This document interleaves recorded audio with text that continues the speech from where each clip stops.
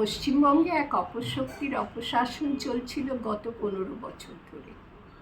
সেই অপশক্তির অপশাসনের অবসান ঘটানো হয়েছে অভাবনীয় কৌশল অবলম্বন করে নির্বাচন প্রক্রিয়ার মাধ্যমে করেছেন বর্তমান কেন্দ্রীয় শাসক দল।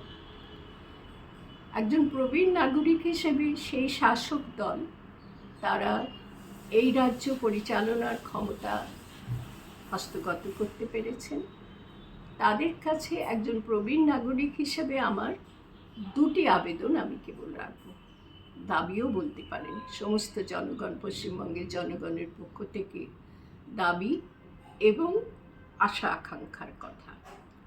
1 নম্বর, তারা যেন মানুষের জীবনে যত রকমের দুর্গতি নেমে এসেছে গত 15 বছর ধরে, খাদ্য, বস্ত্র, বাসস্থান, শিক্ষা, স্বাস্থ্য, রুজি রোজগার, বিভিন্ন দিক থেকে দুরবস্থা চলছে পশ্চিমবঙ্গবাসী, তার অবসান ঘটাতে পারেনি এই অপশক্তি, যার অবসান ঘটেছে। আমরা চাইব যারা শাসন ক্ষমতা নয়, যারা সরকার গঠন করার সুযোগ পেয়েছেন, তারা যেন সেই দিকে লক্ষ্য রাখেন এবং দিনে দিনে জনগণের জীবনের যে দুরবস্থা সেগুলো দূর করার চেষ্টা করেন। দ্বিতীয় আবেদনটি হলো অত্যন্ত গুরুত্বপূর্ণ।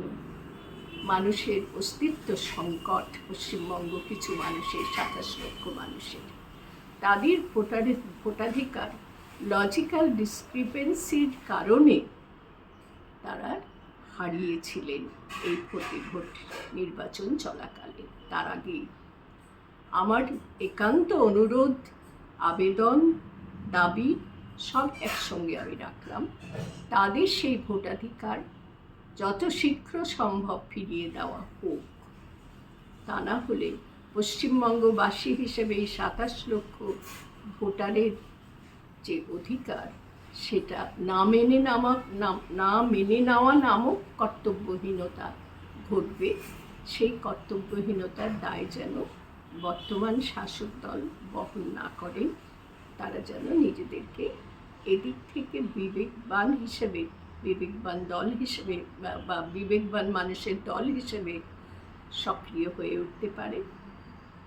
আমার একান্ত অনুরোধ রইল, দাবি রইল এবং আবেদন রইল, যারা সরকার গড়ছেন পশ্চিমবঙ্গ নামক রাজ্যটিতে, তাদের কাছে।